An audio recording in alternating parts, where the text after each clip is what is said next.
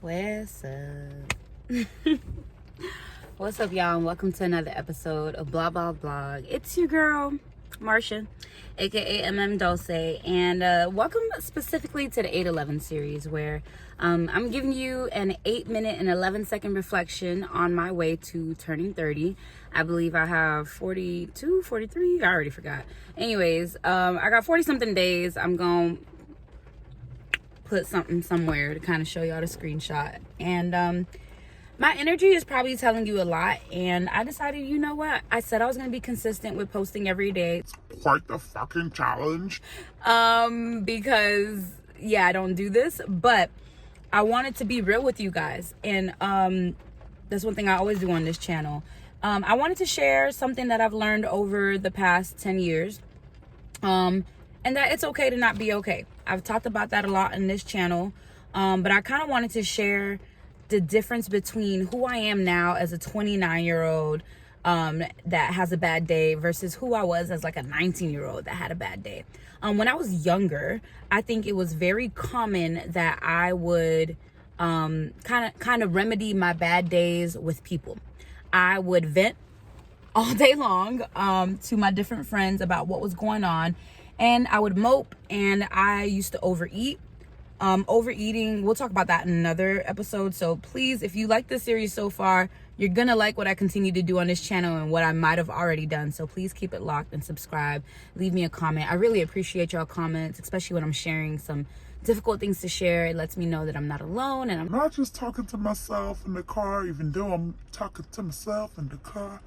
but yeah, I used to remedy my sadness with overeating, which I'm gonna talk about in a future episode, like I said.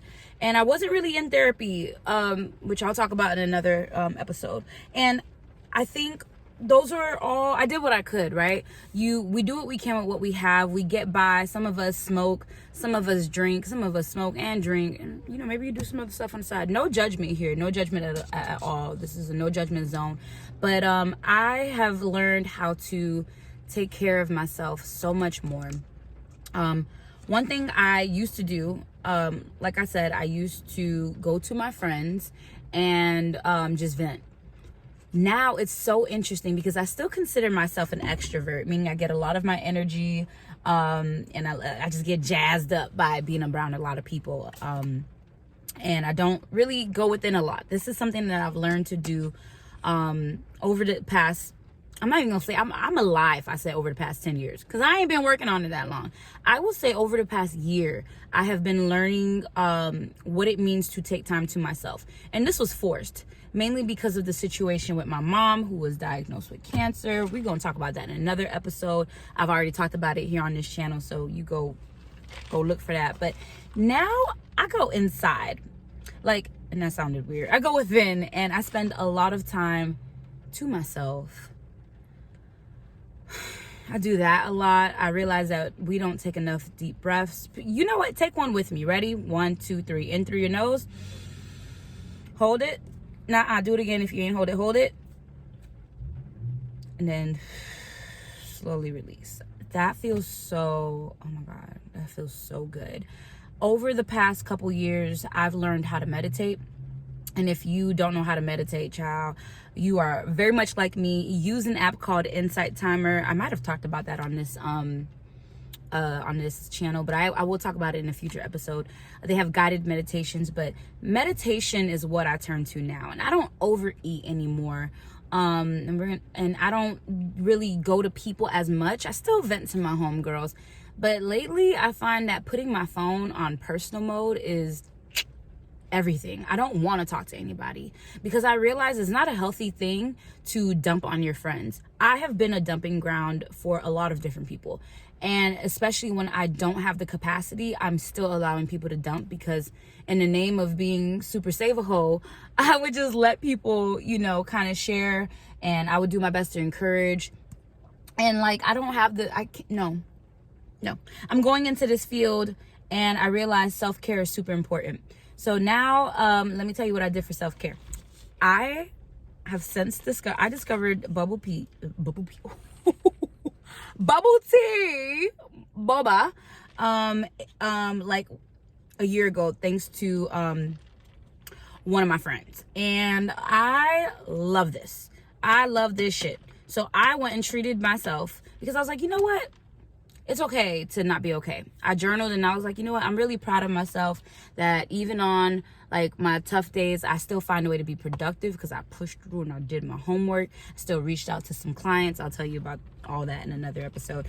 I still did my best to be, you know, a good coworker. I tried to be present. I did share my feelings with the coworker because I am carrying some like heavy things, and June was a very trying month. You know, starting summer semester in grad school can be very like fast paced. I got a lot going on, and I don't know if I want to talk about what happened, what transpired. I think I'll allude to it in a future episode, but I treated myself to this, and one thing I've learned about myself is what makes me feel comfortable. Because I think what's important for you to know on your bad day is that it's not about taking away the shit that made your day bad. First of all, realizing that it's a bad day and sometimes a bad season, but it's not a bad life. And our lives are going to be filled with ups and downs. So be it, okay? Get over it and just let's figure out a way, right, to make those uncomfortable days more comfortable.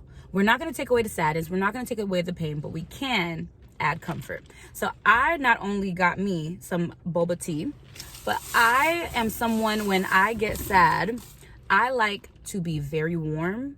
I hate being cold.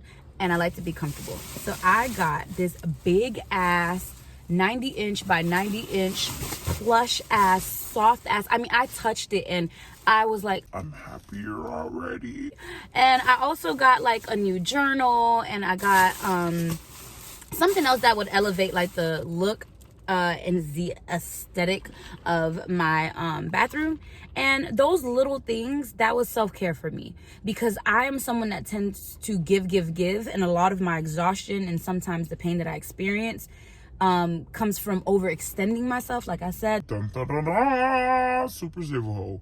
And so I like to do things like this. Now, I've learned not to be cheap with myself when it comes to catering to myself, because, for example, I didn't want a cheap blanket and I wasn't looking at the price tag. I touched each one and I was like, I want to find one that's going to make me feel really good when I decide to be a human plush burrito.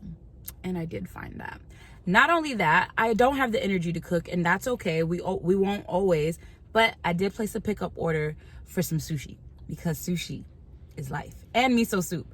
Miso soup gives me comfort. Soup gives me comfort. Noodles give me comfort. Sushi, like, I just love those foods.